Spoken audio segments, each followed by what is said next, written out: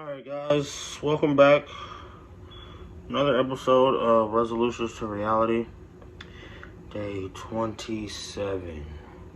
It's hard to believe we are already at day 27. It is actually the 28th.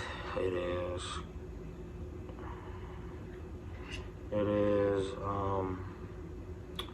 12:32 on the 28th.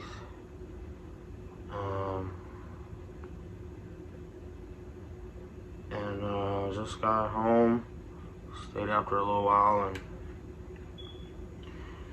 ran my mouth at work. It's currently 30 degrees outside here in Indianapolis, and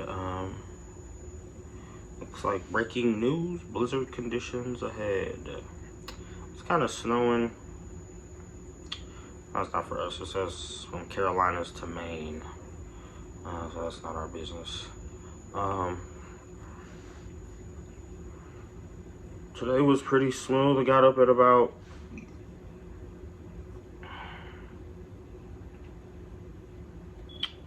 when did I get up? Let me turn this computer off so I can focus on what I'm talking about. Got up at about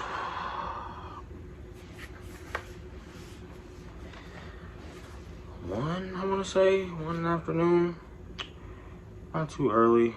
Got up, ate a bologna sandwich, and had some noodles.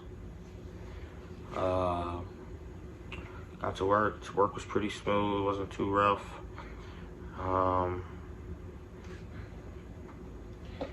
Did a bunch of my usual things. Learned a lot. So it was an overall good day. Talked to Brandon a lot about personal stuff. He's a good friend to talk to. He gives me good advice.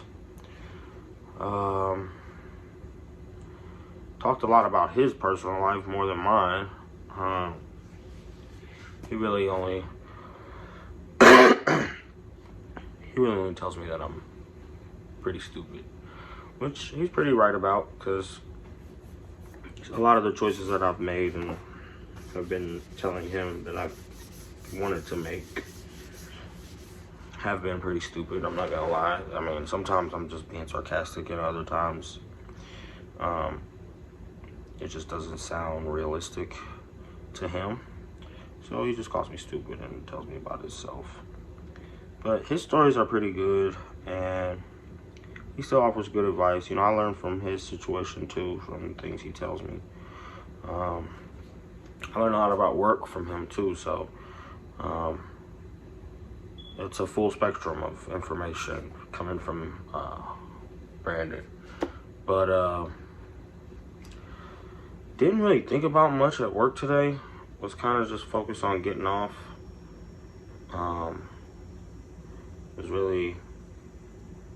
It wasn't that I wasn't trying to be there. It was just one of those days where you're just like ready to get off. And glad to finally be off, even though I'm not doing anything.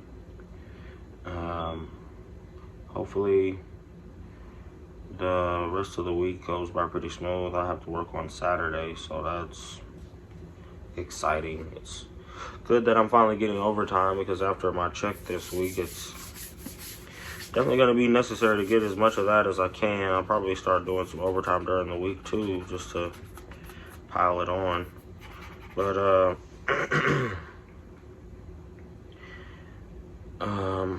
overall, I haven't really thought about much. I've been really trying to keep a clear head about the things that have been on my mind. I haven't really been wanting to be too caught up in my emotions or my feelings. I've been really just trying to focus on progress and staying focused on course, because, you know, that's what it's going to take to get where I'm trying to get to. Still got a lot of soul searching to do. Still got a lot of things that I need to work out and organize. Not just, you know, with work, but with my personal life. I think that I need to have like a Brandon calls it a come to Jesus moment. I think I need to have a come to Jesus moment with Lacey because I feel like the dynamic of our relationship has kind of shifted, and I kind of understand why, and I kind of feel like, you know, we can use some conversation to help us understand each other better. Not sure whether or not it's going to help us see eye to eye or not, but, you know, I'm definitely willing to speak on it for everyone's sake. But I don't want to give up, you know, too much space on my moral compass right now. Only because it's like, I feel like the little space I have given up has been taken for granted, and that's not a good feeling to have for anybody. Like, I don't want her to feel like I've taken advantage of whatever room she's given me on her moral compass, and I don't want to forfeit any of mine either. So, should be an interesting conversation. I'm not sure exactly when we'll have it. I'm not sure if she even wants to talk to me, you know, in detail about how she feels. But I am willing to listen. I am willing to be an ear, you know, as a friend. 'Cause that's what friends are for. You know, that's from what I understand. But truth be told, I don't know if I'm one of the better friends to have. I think I might be a little self-centered at times, and I think that some of our issue may be, you know, my selfishness. But also, I feel like everyone has to have a certain degree of selfishness in order to take care of themselves. I mean, you have to think of yourself to some degree of importance in order to love yourself properly, you know. And I think that might be an unfamiliar thing for both of us, considering ourselves before each other. And I think I've struggled a lot with considering other people's feelings over mine. And sometimes I think that I'm the opposite. I think that I'm always considering other people's feelings more than mine, especially people that I don't know, and people that, well, not that people that I don't know, but people that I don't have like an attachment to, like strangers or coworkers. I'm always considering them over me because it's like, I think it's because I want people's perception of me to be like, you know, a good person and stuff like that. So I always feel like if I put them first or consider them first or consider their feelings or their needs or wants, it'll make them think better of me, when in reality I think it doesn't really affect how much, you know, they consider me at all. But at the end of the day, you know, I think a lot of what reasoning behind that thought process is because me caring too much about other people's opinions of me. And I don't know, I definitely don't think that's a good thing to be doing, but it's something that I do. It's a characteristic of myself that I've noticed over the years, that I do have a little too much attention towards how people look at me. It does affect a little bit of too much of my daily, you know, perception of myself. But at the end of the day, you know, I think we all have that. We all have like a herd mentality to where it's like we want to kind of conform to what what the people around us are like, or what they're interested in. I don't think it's like a huge deal to be like somewhat in that mindset, but I don't think being completely in that mindset is healthy at all, because, you know, it leaves a lot of individuality out. That's Lacey's cricket behind me. But like I was saying, I definitely need to have a conversation with her. I also think that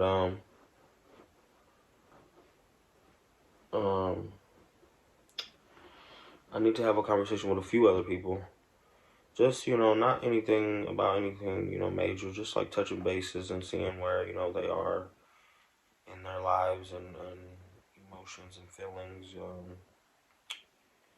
I think I need to have a conversation with my mom because I think she gets into these mentalities where she feels like I don't care about her because I don't really check in on her very often or as much as she would like me to.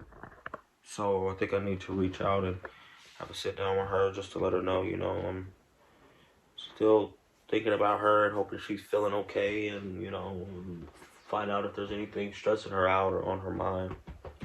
Because I do care and I do want to make sure, I'm offering as much help as I can. I can never tell if this little chink in the side of this MacBook is a little miniature light or if it's like a dent. I don't know if you guys can see that, but this right here, sometimes I feel like it lights up and sometimes I feel like it's just a huge dent. But there's not one anywhere else, and I think when it's charging it lights up. I don't know. Maybe I'm just retarded. Could be. But I think I should have a conversation with all of my children's mothers, just to touch base with them and let them know that I'm thinking about them and that I hope everything's okay and that if they need anything or need someone to talk to, that I'm here for them. Even though I'm not in the best place mentally to be offering that, I feel like they deserve to have someone that, whether they utilize it or indulge in the request or not, to know that I'm here to support them and help them feel as best they can, with whatever help I can offer, whatever advice I can offer. If they have any advice for me too, because it's not like a one-way street. I can learn from them just like I can offer my own advice. They can offer me theirs, because I'm always open to that. Got some things that I need to, like I said, got some things that I need to get situated with my finances. I need to figure out how this weekend is going to work as far as getting the kids, because, it's Friday now, but this video is for Thursday. I need to figure out what I'm going to do about the kids, which ones will be here, which ones won't. Figure out, just all the specs on how we're going to move, how things are going to manage and how they're going to look. It's been kind of like a gray, like gloomy or like down or depressing. It's just been like a gray vibe around here. The weather's been kind of cold and it's not really like happy feeling weather. It's kind of that, just coasting through this winter. But I feel good, my body feels good. I feel healthy. I feel accomplished. I feel like, I'm advancing with work. I feel like I'm getting a good grasp on how things operate. And this is only my 3rd week, so I feel good about that. Is it my 3rd week or my 4th week? I started on the 10th, I think. I think it's my 3rd week. This is my 3rd week. Can't be my 3rd week because my 2nd week I went to my shift, my regular shift. So yeah, this is my 3rd week. So I've been on my shift for 2 weeks and I've been there for 3. But still got a lot of things to figure out. Still got a lot of things I need to catch up on. I need to get back to reading my books. I need to get back to reading my books. I need to do some research on different things on YouTube about not just like my car, but I wanted to research some things about Google Ads for my YouTube channel to see if I can do some Google Ads to help it grow quicker. I think it's kind of expensive. I've tried it before, but I'll let you guys know what I figure out. I watched a portion of a video yesterday, and it was just so boring and I almost fell asleep. So I had to get back to the Google ads um, for when I'm like super, like probably like Sunday when I'm off, or maybe Saturday at work. Saturday's supposed to be a pretty chill day for work. Um, we don't have much parts. Apparently, we're gonna do a lot of cleaning and stuff, but we definitely have to work. So I will definitely be there. Right, well, not bright and early, but at 3 o'clock. So for the rest of the night tonight, I'm probably gonna watch some King of the Hill, eat a TV dinner, or yeah, probably eat a TV dinner. I like the little green Michelina tea Salisbury steaks. Those are my fave. Eat one of those with a piece of bread and just gets me right nice before I go to sleep. Here lately, like before I go to work, now that, I've been kind of like down about my whole check and everything. I wish I would stop fidgeting. Before I go to work, I've been actually, I'll come over to my shoe closet and I'll just take out 2 or 3 pairs, look at them, smell them, hold them, rub them, and just put them back in there. Sometimes you got to remember, the things that you're grateful for when there's not a lot of other things around. You're just kind of like in your own little space. And I'm not really used to being alone like this most of the time. So I just come over here, check my shoes out, give them a, lot of love, and remember what, I have that makes me happy aside from the kids. I try not to get too attached to them because, it's just material stuff, and it's not greatly important, but it means something to me. They're like trophies that you get for yourself.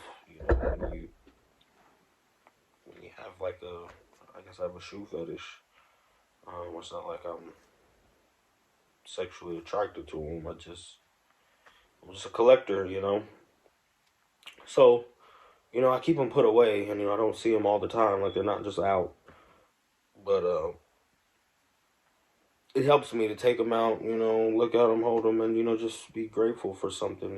Because it's like sometimes you forget. You get into the monotony of everyday life, and you're like, man, what the hell am I doing this for? What's the reason? Like, what do I have to show for this? And even though right now I do have more to show for my diligence than just shoes, but they are something that when I hold them and I see how my collection has grown, I tend to feel like hey, don't give up yet. Like there's gonna be more that you want. There's definitely more that you like. There's definitely more that you want to get your hands on. So if nothing else, keep going so you can do this. And that's sometimes all the little oomph you need to get you by is just a little bit of reassurance that you've done something right, getting yourself something that you like. And initially, I started out the whole collection with the intent on using it as like an investment thing, which I still do use it as an investment because I don't wear any of them. I just buy them and stash them. And I do plan on selling a lot of them, not all of them. Some in my collection I plan on keeping for like long term, just because I like them that much, and I think they're very important and special to me because it's like in the shoe community, shoe collector community, they're called we call them grails, which is like your holy grail of shoes, like shoes that are so special you don't even wear them and you would never get rid of them. So I have right now probably, I would say,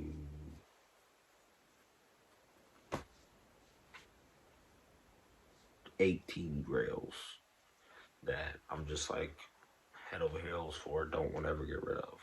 And those will change as I get better ones because the ones I have now are just like the grails of this collection. So I have like 18 of those, and I have about 12 pair that I can probably use to sell to get new ones.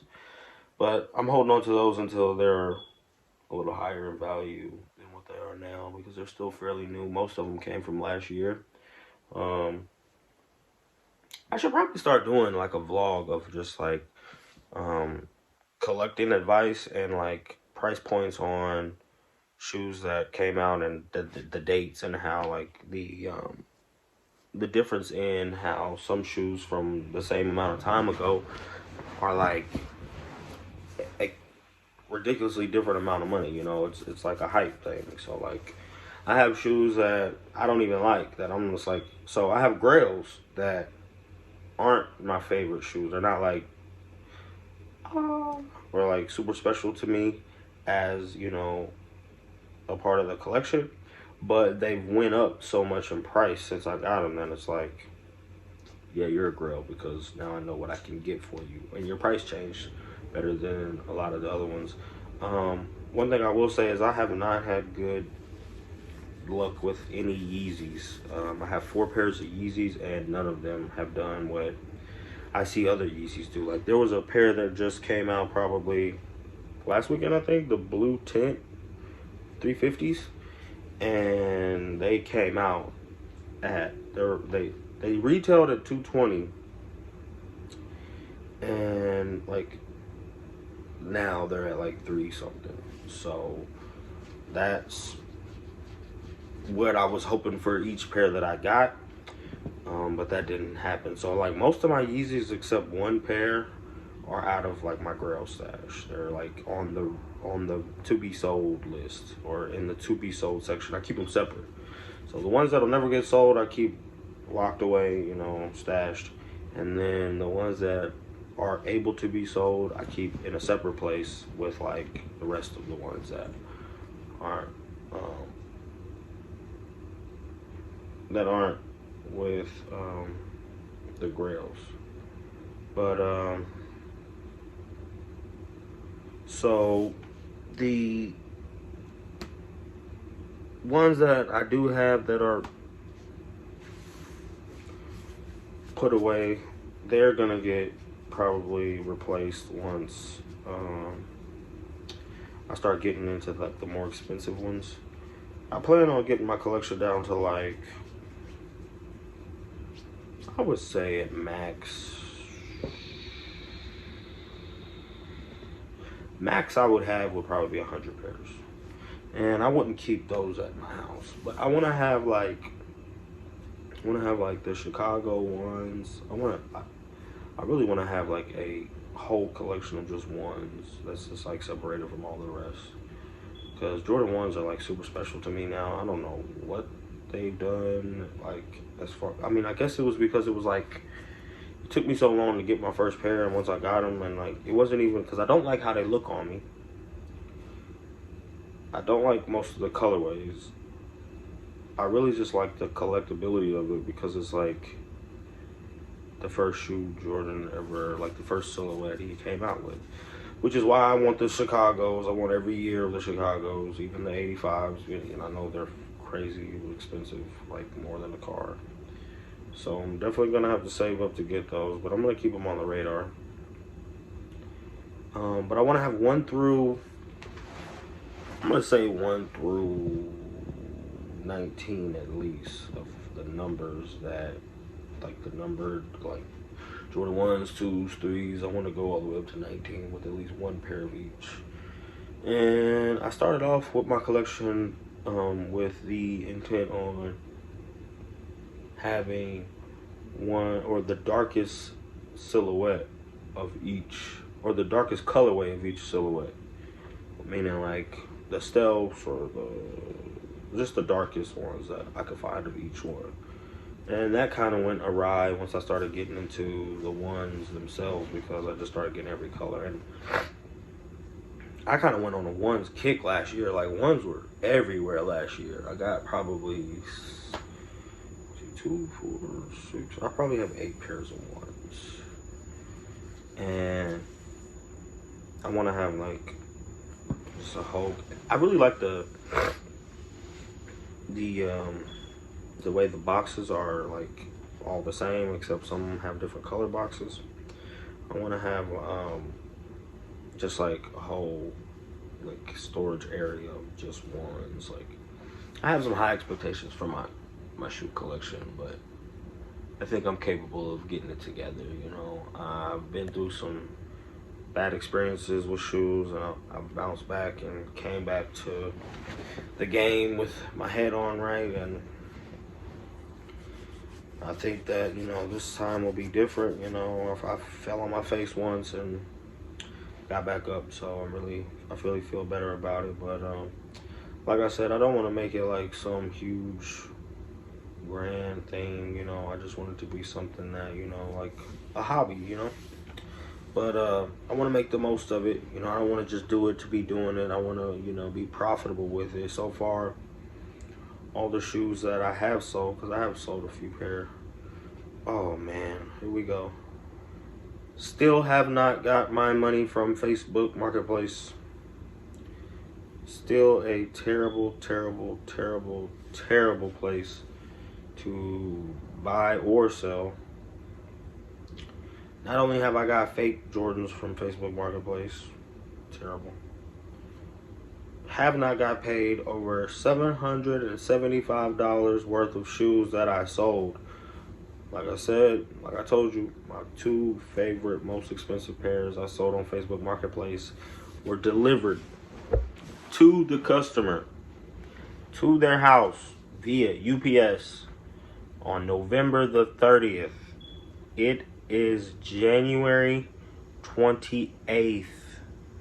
I have received $0 of my money from Facebook Marketplace. So I will continue to bash them. I will continue to shout at the rooftops that it's a terrible place. Terrible place to buy and sell. I don't care if you got to go to StockX. I don't care if you got to go to eBay. I don't care if you got to go to Mercari, Poshmark, any of that. Don't go to Facebook Marketplace. It is a terrible, terrible, terrible, the absolute worst place to sell any type of items. I don't care what you're selling. They cannot be trusted. They're not reliable. They do not give you any kind of heads up or warning that they're going to take your money and not give it to you, and don't give you any kind of time frame on when they will. The days are counting down. I'm definitely looking into legal action as far as getting my money back, because this is ridiculous. I'm definitely at this point owed some sort of damages, and this is just beyond belief. Haven't brought this up in many a days because I've been trying to, you know, just let it go and have faith. But definitely going to get back on my soapbox and start shouting to the rooftops again, to everyone that can, every ear that I can reach. Do not use Facebook Marketplace. Do not use Facebook Marketplace. It is a sham. It's a scam. Whatever you want to call it. I need to take a shower. My feet are smelling kind of tart. But, yeah, this is not a joke. This is not just trying to bash Facebook. You know, this is not a Facebook bashing party, but it is. Because I have never had this kind of service anywhere over this amount of money for this long. Like, this is completely ridiculous. Like, I am so glad that my life is not in a position where that money was something that I was living off of. At the time when I sold it, it was. But now that it's, you know, this long after, it's not. But it's still very important and very needed, and, you know, it's mine. Like, what are you doing with my money? Like, I don't know about anybody else. I don't know about anybody else's situation. I can't speak on anybody else's finance. But I will say this. Even if you are someone who can afford to not be concerned about not getting almost $800 of your money, that's perfectly fine. That's perfectly your business. Ignore this. And I'm sure there's not many people that are in those situations that are watching these videos. But of all the people that I know, and all the people that I would assume are putting products on there, especially of that value, they expect to be paid at a certain time. They expect you to follow through with the protocol that you put into your terms and conditions and your sales guidelines. Like, if you're the platform responsible for the payouts for these people who are using your platform to help you grow this service, why are you treating them like con artists? Why are you being a con artist to us? It's not right, and I'm not gonna stand for it. I'm not gonna stop bad mouthing Facebook until something is done. I'm not gonna stop reporting. I'm not gonna stop contacting support, and I'm not going to adjust my argument until something is done. And even after I have been paid, I probably will still go down the path of some sort of legal action because I feel like I've been done very wrong with no form of repercussions on anyone else. I do think that this is foul play, foul treatment of anyone on any service. If any service is doing someone like this, I would definitely not be trying to use that service. And it doesn't matter how big or small of a voice I have, it still needs to be broadcasted that this is how they are, behaving to their consumers. Not only the consumers, but the people who are putting goods and well, you can't put services, but putting goods on their platform to try to benefit themselves. Like, we're trying to survive, and Facebook is treating us like we're a liability to them or something, and that's not right. So I'm gonna continue to look into ways of getting that taken care of tomorrow. I do have some tricks up my sleeve, and I do have some lawyers that I can take advantage of to get some advice from. And I just think I might make some phone calls tomorrow just because, this has gone on long enough. And I think it's time for us to get, some heavy hitters involved. I may come off as, talking strong, but when you know you're right and you haven't done anything wrong, you have proof of the wrongdoing, you kind of got to, get out there and let somebody know that you need some help, because I've done all I can do. I've been as patient as I can be, and it's still biting me in my ass. So with that being said, I'm going to go ahead and get some rest and take a load off and set an alarm. I'm going to definitely set an alarm to get this situation fixed because, time is up. I'm tired of playing. I'm tired of sitting here shouting at the rooftops about how terrible this has been. And I'm tired of waiting. I'm tired of being patient. I'm tired of trying to turn the other cheek and give them the benefit of the doubt because it's gotten me nowhere. So I'm going to start putting the wheels in motion to figure out some type of way of getting this situation resolved. And it's definitely going to have my benefit in mind because I've put their benefit in mind for over 2 months. So November 30th, that would have been all of December and now all of January. And I think I'm owed a little more on top of what I'm actually owed for my patience. And if Facebook doesn't see it that way, I'm gonna have to get in touch with someone who will help my argument be seen that way. But with that being said, I'm gonna wrap this up and get some rest. Thanks again for tuning in. This has been episode 27 of Resolutions to Reality. Thanks for watching. It's Popz Garage. As always, adios.